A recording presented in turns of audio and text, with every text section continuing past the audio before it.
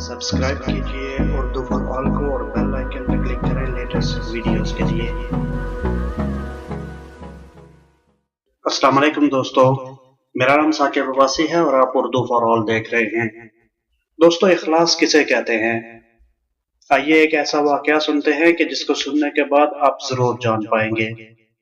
Junaid Baghdadi रहमतुल्लाह अलैह कहते हैं कि मैंने इखलास एक हुज्जाम से सीखा। मेरे उस्ताद ने कहा कि तुम्हारे बाल बहुत बढ़ गए हैं, अब कटवा के मेरे पास आना।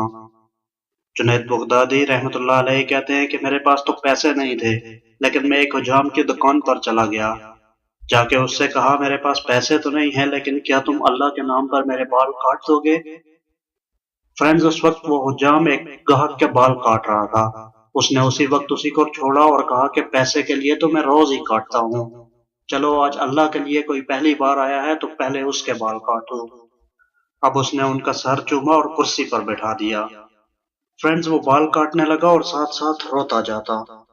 हजरत जुनैद बगदादी ने सोचा कि जिंदगी में जब कभी पैसे हुए तो इनको जरूर कुछ न कुछ आकर दे दूंगा। एक अरसा गुजर गया और वो सूफी बुजुर्ग बन गए। एक दिन मिलने के लिए गए और वाकया हुज्जाम को याद दिलाया और साथ ही कुछ रकम की पेशकश भी की। यह सुनना था कि हुज्जाम कहने लगा कि जुनैद, तू इतना बड़ा हो गया है कि तुझे इतना नहीं पता कि जो काम अल्लाह के लिए किया जाए उसका बदला मखलूक से नहीं लिया जाता। यह सुनकर हजरत जुनैद बगदादी बिल्कुल खामोश हो गए। इसे इखलास कहते हैं। उम्मीद करता हूँ फ्रेंड्स आपको ये वीडियो जरूर पसंद आई होगी। अगर ये वीडियो अच्छी लगी है तो इसे लाइक और शेयर जरूर करें। अल्लाह हाफिज।